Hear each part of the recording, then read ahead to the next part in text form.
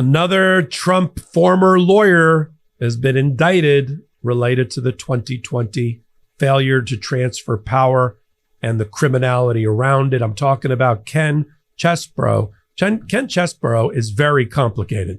He's got felony convictions. He's got indictments. He's cooperating with some attorney generals. He's being prosecuted by others. I'll break it all down for you. The only place I know where we do it regularly, Legal AF, the YouTube channel. Take a moment, hit that subscribe button. It helps keep this independent reporting and journalism and channel on the air. Let's talk about Ken Cheseboro. He's one of the architects of the fake elector scheme, along with Professor Eastman. Remember him, John Eastman, along with Peter Navarro, along with Mike Roman and others in Donald Trump's inner circle. And while Donald Trump may have avoided prosecution and sentencing and conviction related to these things because he happened to have the good fortune of winning the presidency again and has temporary immunity as a result, it doesn't help the rest of these people. That's a superpower that only works for one person. And all the rest of these people that were lawyers for Donald Trump, like Ken Trupis, like Mr. Trupis or Mr. Cheseboro or Mr. Roman or Mr. Giuliani or the rest, they do not get the benefit of that superpower of immunity or being pardoned for state law matters.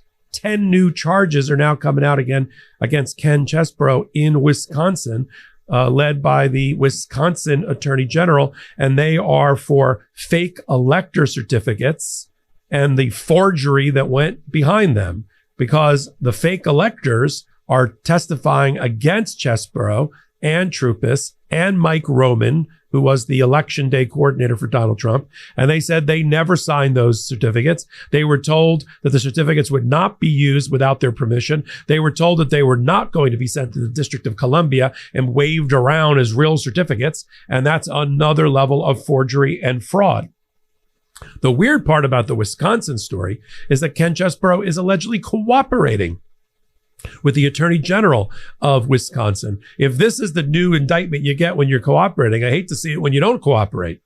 So Cheseboro now indicted, I think it's 15 times now in Wisconsin, because these are what the attorney generals are doing, or the attorneys general are doing in the various states, the thing that Jack Smith was never able to do, or the Department of Justice never did, which is to go after, for the individual state fake elector scheme, these Donald Trump co-conspirators.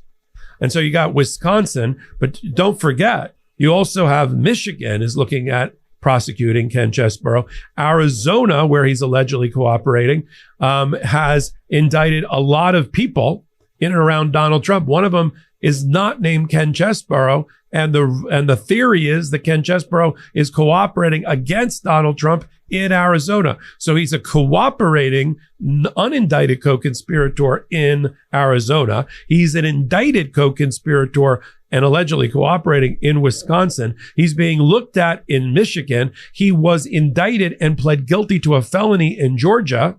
And now, because Donald Trump won his election, he's run back to Georgia court and said, Mulligan, can I do that again? I don't want to be a convicted felon. Well, too late, my friend.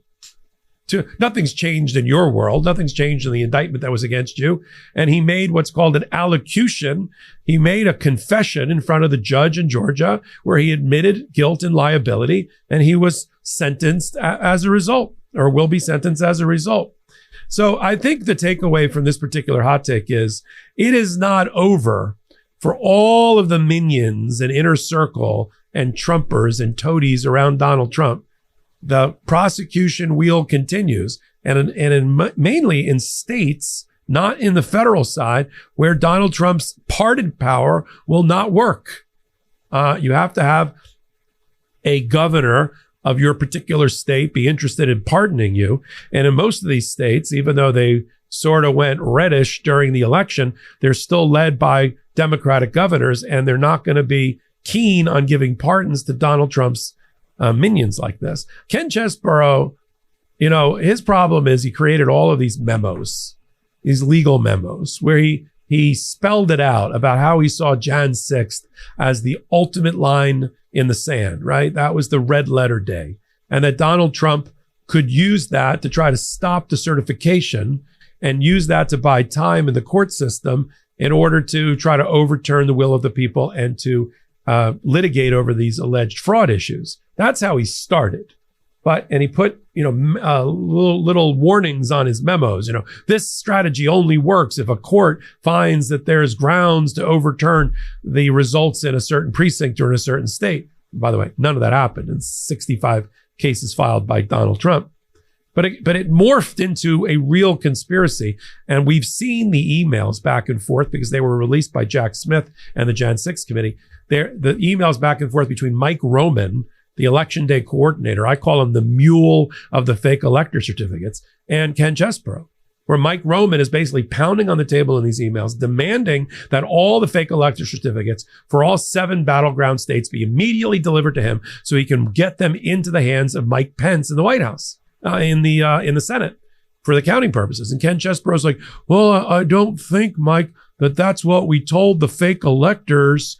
I think that we have to wait for a court. And this is Mike Roman in a now infamous email, wrote back and said, F the electors.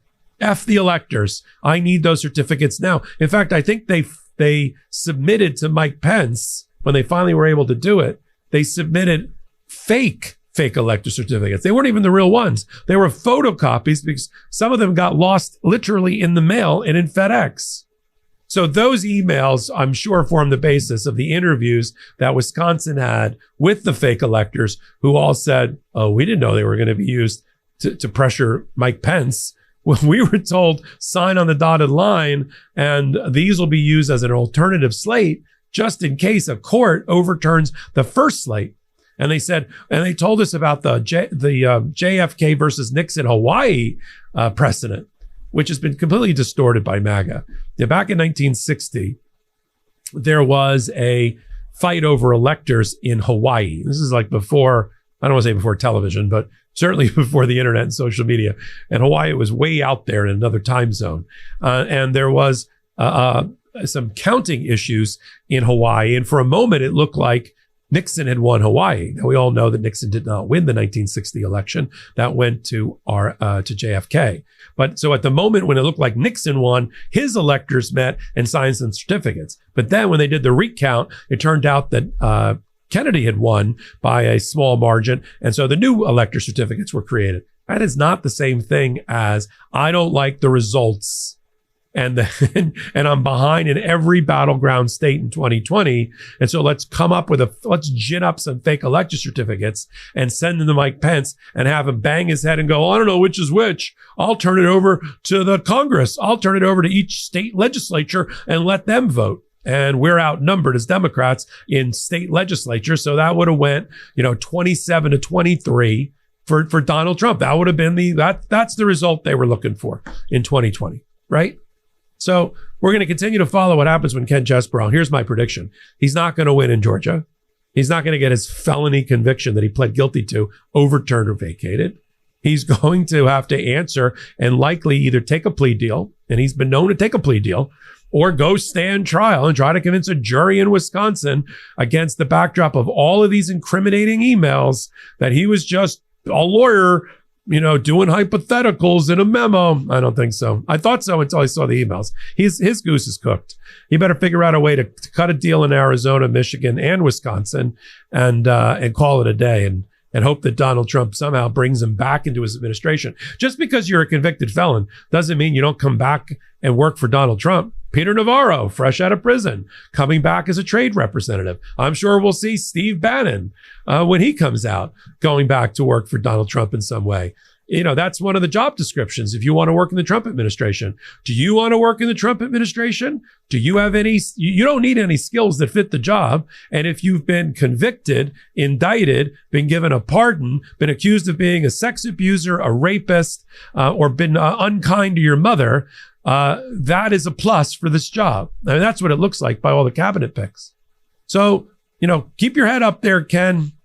You still might end up working in the White House, even with all of these things against you, as long as you don't agree and aren't sentenced to go to jail. I'll continue to follow the sordid tale of Ken Cheseboro and Jim Trupis and Mike Roman and all the rest around Donald Trump as they try to scratch and claw their way out of their criminal processes only on legal Legal AF, the YouTube channel where I sit at the intersection of law and politics. Follow me, Michael Popok, 8 p.m. Tuesdays on the Midas Touch Network with a new show we call Popok Live. And then, of course, all things Legal AF here on the new Legal AF YouTube channel. Hit the free subscribe button. Help us grow this pro-democracy independent channel. And then Legal AF on the podcast side over on the Midas Touch Network. So until my next reporting, I'm Michael Popok.